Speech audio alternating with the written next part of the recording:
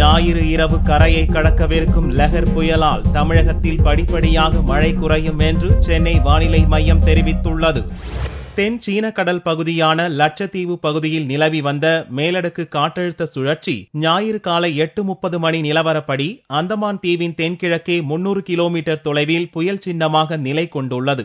இது தமிழகத்தின் ஈரப்பதத்தை அள்ளிச் சென்று விட்டதாலும் அனைத்து கணினி சம்பந்தமான கண்காணிப்புகளின்படி இந்த தீவிர காற்றழுத்த தாழ்வு பகுதி தமிழகம் நோக்கி நகர்வதற்கான சாத்தியக்கூறு எதுவும் இல்லை என்றும் சென்னை வானிலை மையம் தெரிவித்துள்ளது. தமிழகத்தில் படிப்படியாக மழை குறையும் என்றும் தெரிவித்துள்ள சென்னை வானிலை மையம் கடந்த 24 மணி நேரத்தில் அதிகப்படியாக ராஜபாளையத்தில் 14 சென்டிமீட்டர் மழை பதிவாகியுள்ளதாக கூறியுள்ளது. இந்நிலையில் பாம்பன், நாகை, கடலூர் துறைமுகங்களில் 1ஆம் எண் புயல் எச்சரிக்கை கூண்டும், காரைக்காலில் தனியார் துறைமுகத்தில் 2ஆம் எண் புயல் எச்சரிக்கை கூண்டு ஏற்றப்பட்டுள்ளது. ஞாயிறன்று இரவு லெஹர் புயல் அந்தமானின் போர்ட் பிளேயரில் கரையை கடக்கும் என்று அறிவிக்கப்பட்டுள்ளது.